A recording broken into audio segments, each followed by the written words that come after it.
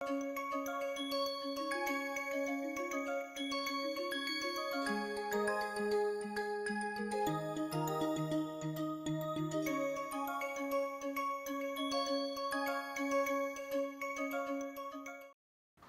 we will learn the partial oxidation method for hydrogen production. As the name suggests, partial oxidation means substoichiometric amount of oxygen being reacting with the feedstock to produce the syngas. Now the reason for this substoichiometric use of oxygen is that the complete oxidation can result into carbon dioxide and water, and we will not be able to get the desired product, which is hydrogen. And the delta H value suggests that this is an exothermic reaction. So, the partial oxidation of hydrocarbon, herein the reaction is mentioned for methane to produce syngas, is an exothermic reaction, and this can occur in the presence of oxidant. It can be oxygen or air. This is faster than the steam methane reforming because the operating conditions are very high temperatures and the reaction kinetics are favored under those conditions. The H2 by CO ratio which is obtained is 2, ideally it is 2 looking at the reaction, however in real practice it lies somewhere around 1.6 to 1.8, which is less than SMR process. In SMR, partially the hydrogen is coming from steam, which is not the case here in partial oxidation. Carbon dioxide is released, which is higher in amount, and the method can be utilized wherein the requirement of H2 by CO ratio is lower. If the content required of hydrogen is lower, in those processes it can be specifically used. Now the partial oxidation, which is represented by POX, can be either a non-catalytic process or it could be a catalytic one. In non-catalytic, the reaction condition is such that the temperature, operating temperature is high, 1200 to 1500 degrees centigrade, and the feedstock which is used can be any from gaseous to liquid to solid feedstock. So, there is a fuel flexibility wherein any type of feedstock can be used.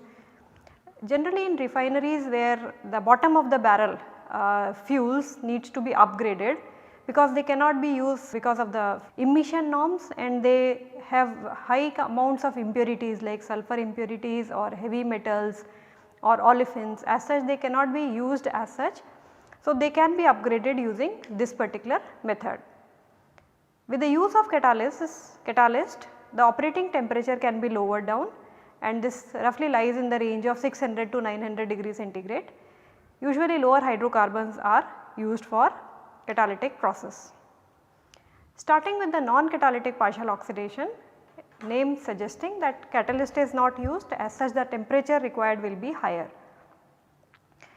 Now the fuel flexibility means natural gas which cannot be used using SMR process because there is a variety of hydrocarbons present in the gaseous form, or because the content of sulfur is higher, or liquid fuels like heavy residual oils or pet coke, coal, all the feedstock can be upgraded, can be used for hydrogen production using non-catalytic partial oxidation. Since there is no catalyst, so the catalyst deactivation challenges or problems are not there. We can use either air or oxygen as the oxidant, however that use will depend upon what is the reactivity of feedstock which is used. If the feedstock which is used has a low reactivity, oxygen would be preferred. Also it depends upon what is the end use application. If the end use application desires high purity of hydrogen, in that case oxygen could be used as an oxidant. However, if the end use application is wherein certain amount of nitrogen is acceptable, like for ammonia production, then air can be used as an oxidant. In that case the outlet hydrogen stream will have nitrogen which can be used directly for fertilizer industry. The operating conditions are 1200 to 1500 degrees centigrade temperature, a higher pressure of 50 to 80 bar at max 280 bar. The H2 by CO ratio which we will obtain from partial oxidation, that depends upon what is the composition of the feedstock which is used, and also how much is the amount of steam which is added to the process. There are two processes which are patented, Texaco syngas generation process and Shell gasification process. However, these are almost similar. The major difference lies in how the gas is being cooled, waste heat recovery unit, as well as the design of the nozzle and the removal of soot. This particular method could be best suited when the end products of the refinery or the low value fuels needs to be upgraded, and the process S2 by CO ratio, since it is lower in this case. So, this syngas can be used for Fischer-Tropsch fuel synthesis or for methanol synthesis. There are large number of reactions that can occur in non-catalytic partial oxidation. The first one, this is hydrocarbon on partial oxidation giving syngas. So, the first reaction is the partial oxidation reaction. Second one is also a partial oxidation reaction. However, if the fuel is contaminated with large quantities of sulfur, in that case under the reducing conditions it will form H2S. Hydrocarbons, they can also undergo reforming to produce syngas. So, the third reaction is the reforming reaction. Carbon dioxide which will be formed in the process can also react with the hydrocarbons to give syngas. So, this is the dry reforming process, and these higher hydrocarbons under the conditions, operating conditions, can crack to give carbon, lower hydrocarbons and hydrogen. Besides these reactions, the carbon which will be formed in the process can undergo partial oxidation to produce CO.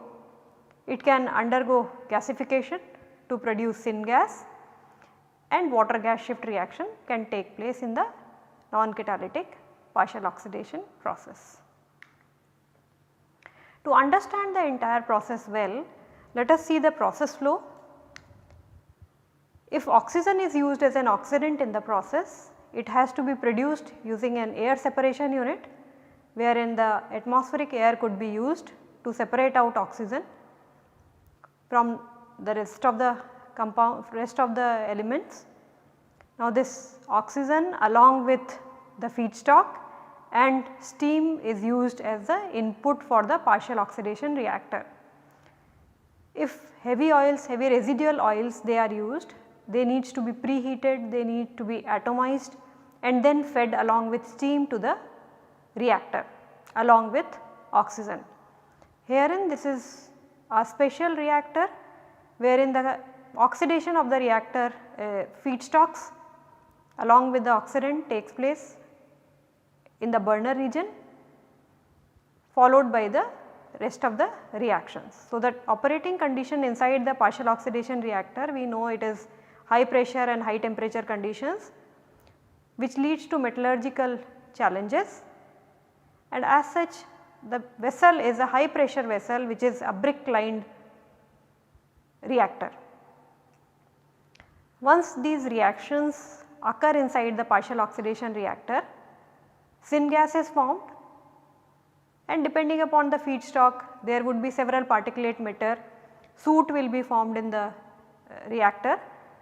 Using steam that can be scrubbed off and that can be collected. So, the waste water along with the soot could be recycled. The treated water can be again fed back to the partial oxidation reactor, and the soot can again be fed back to the partial oxidation reactor. After the syngas is being produced by the process, this is at a high temperature, this needs to be cooled down before it enters into the shift reactor. So, this temperature difference can be used for generating steam. After it has been cooled in a syngas cooler, the temperature of the syngas is about 340 degrees centigrade, and this can be fed to a carbon dioxide shift reactor, wherein with the help of steam the carbon monoxide will react with steam to produce carbon dioxide, and if the feedstock is rich in sulfur impurities, then we will also have, under the reducing conditions, we have H2S. So, both the acid gases needs to be cleaned.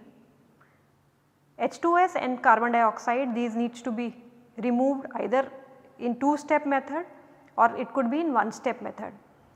Earlier plants they used to have 2-step method, wherein H2S was removed prior to the shift reactor, as that can sulfur impurities can poison the shift catalyst, and thereafter the carbon dioxide was removed in the later part.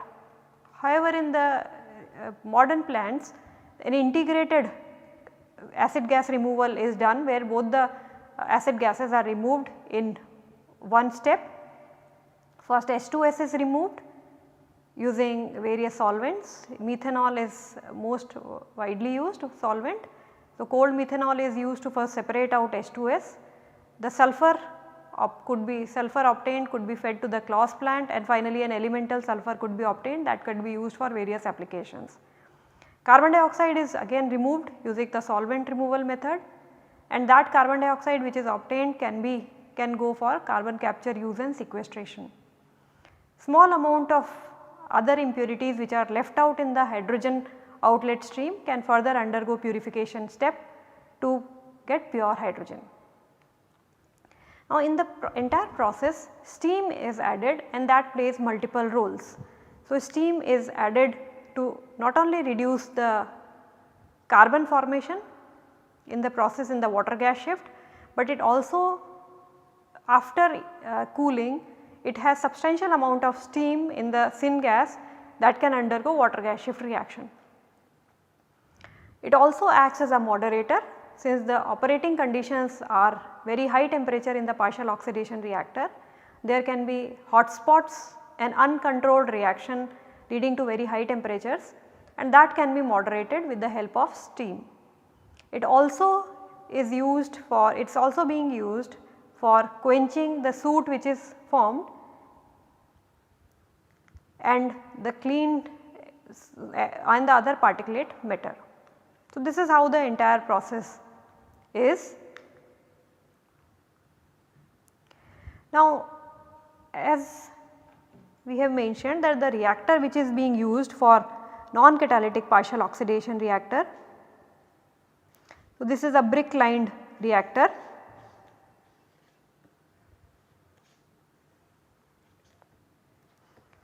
Wherein there is a burner region to which the oxidants is being fed.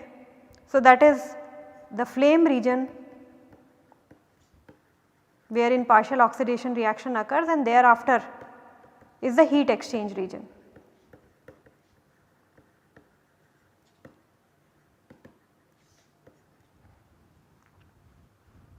In this process, since there is no indirect heat exchange involved, by indirect heat exchange we mean in SMR we had externally heated reformer tubes which were heated by means of burners.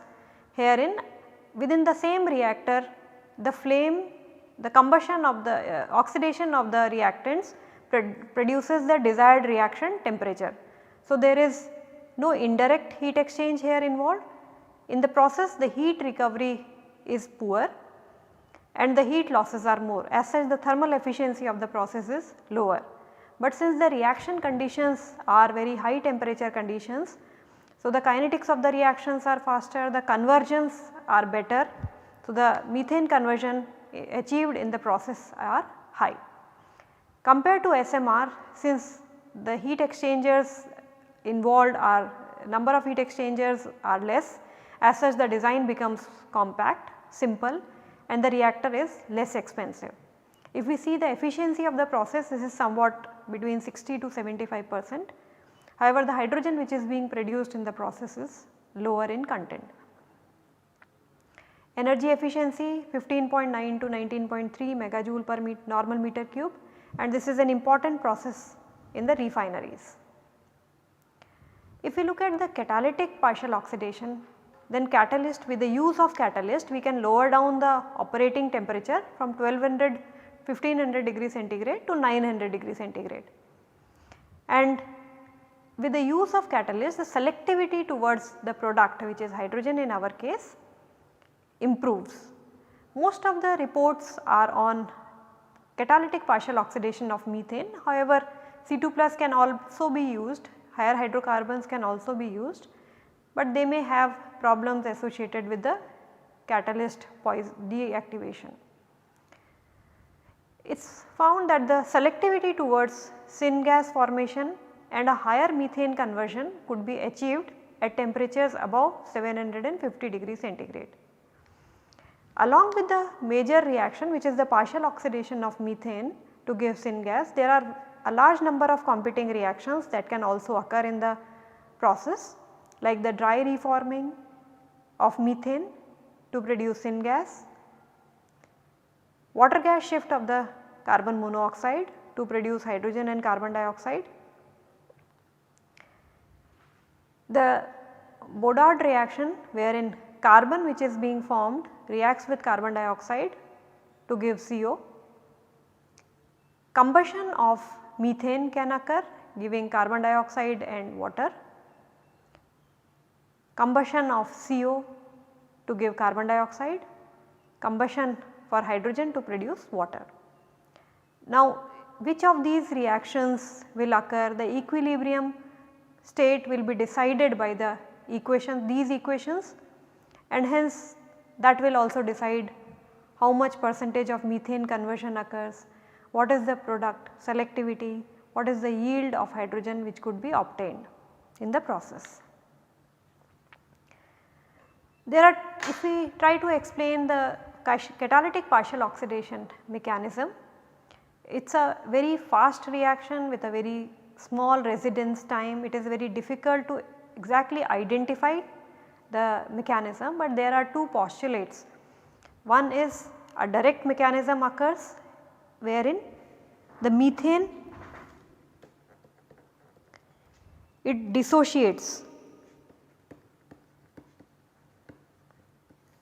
on the surface of catalyst. So, we have a support having catalyst. So, the methane, it dissociates on the catalyst, carbon getting adsorbed, hydrogen also getting adsorbed,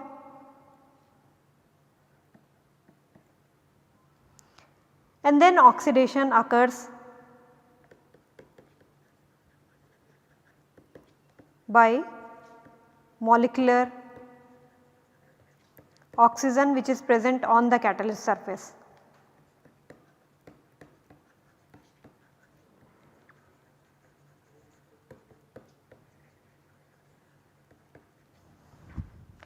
So, the oxygen which is on the catalyst surface, this reacts with the adsorbed carbon on the surface to give CO, and the hydrogen adsorbed, they combine to form hydrogen molecule. So, as such it is expected that methane on the surface of the catalyst gets adsorbed, dissociated into carbon and hydrogen, both of which gets adsorbed. This adsorbed carbon combines with the surface oxygen to produce CO, and the adsorbed hydrogen combines with another adsorbed hydrogen to give hydrogen molecule. This is the direct method of catalytic partial oxidation. The indirect method, which is known as combustion and reforming reaction. This is a two-step method. Initially methane undergoes combustion reaction to produce carbon dioxide and water, methane undergoes reforming to produce syngas.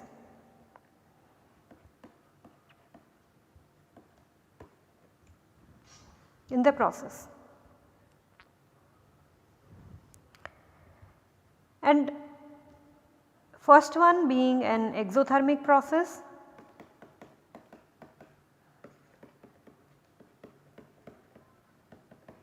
second one being endothermic process.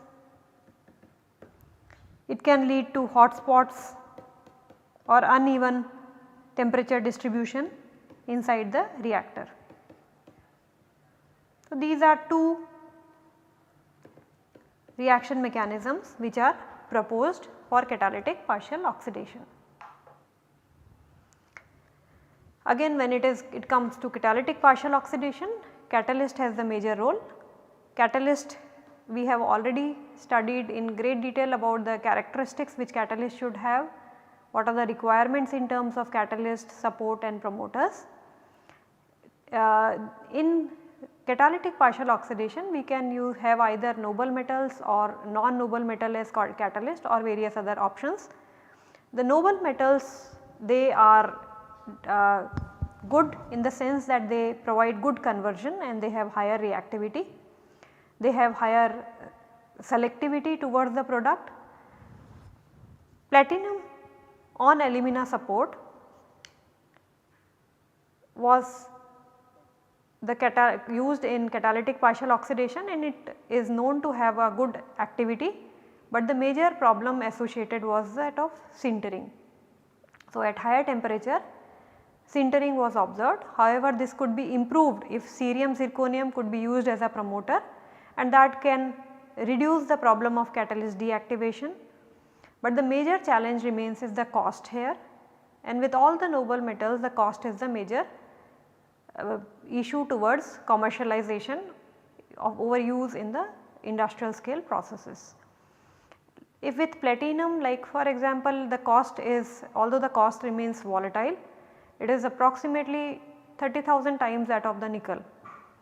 So, that needs to be, that is the major obstacle. However, higher loading is also required, higher than 1%, about 1.5% loading is required, that again is a disadvantage. Rhodium on cerium oxide alumina is a good catalyst, wherein the loading percentage of rhodium compared to platinum is lower. It is found that how the catalyst is being synthesized, that has a effect on the entire process. Like if the catalyst is synthesized using some of the techniques which are low temperature methods, wet impregnation, in that case they work well under the lowered operating conditions. However, at higher operating conditions they are prone to more sintering. Ruthenium, it is comparatively less expensive among the noble metal catalyst, but it is not stable and it gets deactivated. The reason it is found in different oxidation state. So, and those transition between the different oxidation states, sometimes it is irreversible. As such, the activity, it is not recovered in the process, but this was found to improve when alumina support was used for the ruthenium catalyst. So, with all the noble metals, the major bottleneck lies is the cost, and reducing the cost could be done. Another possible option could be that these can be combined with other metals which are less expensive, or can non-noble metals can be used.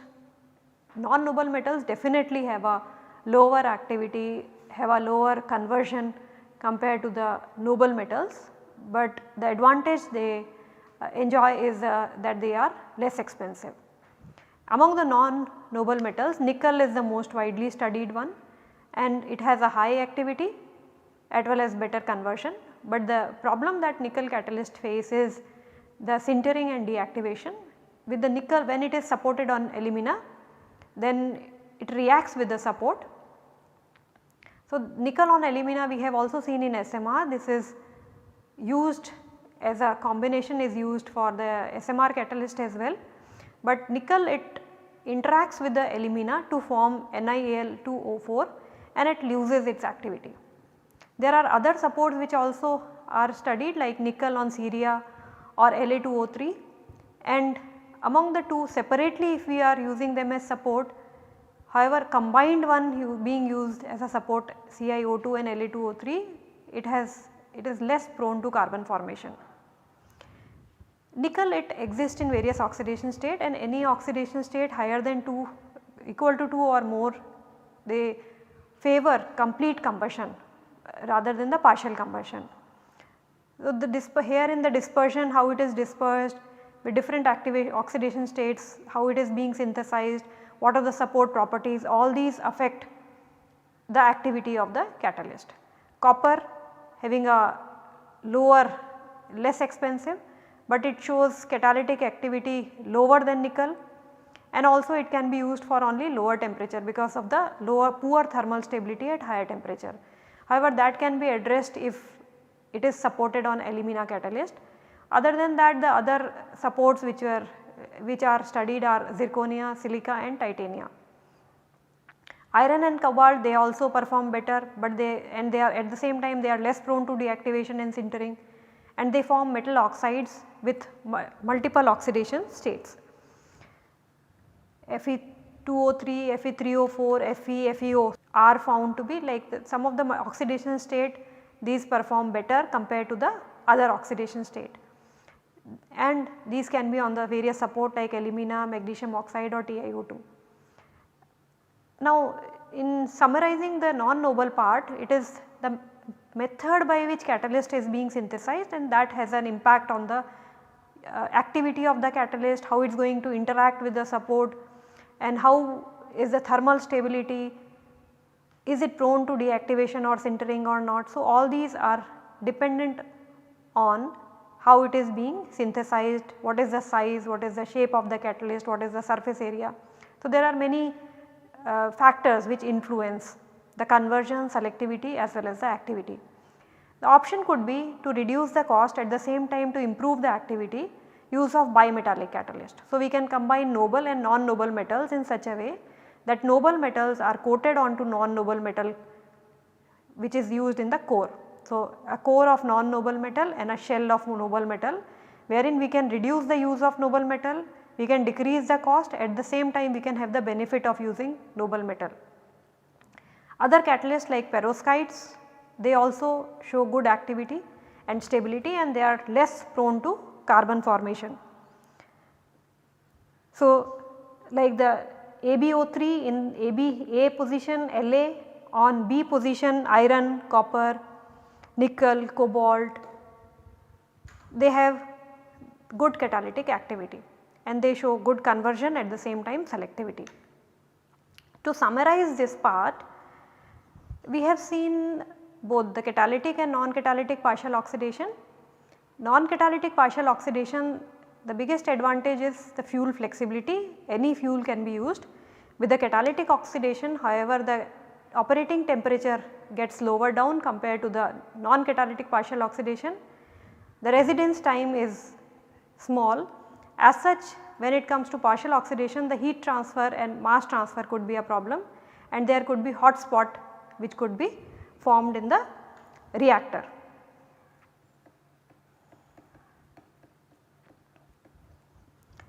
The gas composition which is obtained after the partial oxidation, it depends upon factors like what is the feedstock composition. Thermodynamics is going to play important role in determining what is the gas output and the catalyst which is used. So, the catalytic partial oxidation, this is compared to SMR, requires a smaller footprint. It can be in a modular construction, it is simple to operate, we can use the other fuels as well other than methane, and it can provide, because it is a modular operation, so it provides a flexibility in production capacity. The capital cost requirement is lower and the energy consumption is lower because it is an exothermic process. However, there are challenges with the partial oxidation process, like the lifespan of the partial oxidation is lower, and these are the obvious regions when you are using catalyst, they are prone to carbon formation and sintering. If we want to use air as an oxidant, then the outlet gas stream will be diluted with nitrogen, else we need to use oxygen, and then we will require air separation unit. That will add to the cost of production. Since this is a oxidation method and it is an exothermic reaction, the gases they can react explosively, and we have to operate outside these explosive limits.